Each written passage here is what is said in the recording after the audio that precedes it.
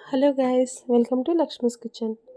So ఈరోజు మనం దోసకాయ బంగాళదుంప కర్రీ ఎలా చేయాలో చూద్దాం.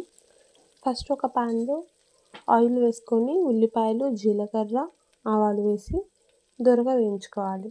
అవి కొంచెం కలర్ చేంజ్ అవుతున్నాయి అన్న టైంలో కరివేపాకు కూడా ఉంటే కరివేపాకు కూడా వేయచ్చు. సో ఇది అయిపోయిన తర్వాత మసాలా కోసం మనం కొంచెం అల్లం వెల్లుల్లి పేస్ట్ వేసి ఇంకా కొన్ని ఎండుమిరపకాయలు కూడా వేసి మంచిగా రోస్ట్ చేసుకోవాలి.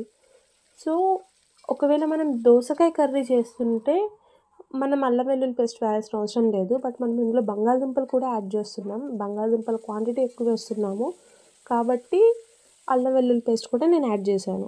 సో ఇది అయిపోయిన తర్వాత పచ్చిమిర్చి, టమాటా, బంగాళదుంపలు, దోసకాయ ఈ 4 వేసి పసుపు, ఉప్పు సరిపడా వేసి బాగా కలుపుకొని ఏంటంటే స్పెషల్గా ఇందులో వాటర్ వేయాల్సిన అవసరం లేదు. అవన్నీ ఒకసారి కలిపిన తరువాత అంటే బంగాళదుంప కొంచెం గట్టిగా ఉంటుంది కాబట్టి ఒక 2 మినిట్స్ తర్వాత దోసకాయలు వేయాలి. సో ఇవన్నీ ఉడికే గ్యాప్లో మనం ఇందులో వాటర్ వేయకుండా అందులో కొంచెం గ్రేవీ రావడానికి వాటర్ బౌల్ని పైన పెట్టాలి. అప్పుడు మనకి వాటర్ ఎవాపరేట్ అయ్యి కర్రీకి కొంచెం గ్రేవీ వచ్చినట్లు ఉంటుంది. సో అది కొంచెం ఉడికిన తర్వాత ఎక్కువ మెత్తగా ఉడకకూడదు కదా, సో అది మనకి కచ్చాపచ్చిగా తగులుతుంటేనే బాగుంటుంది.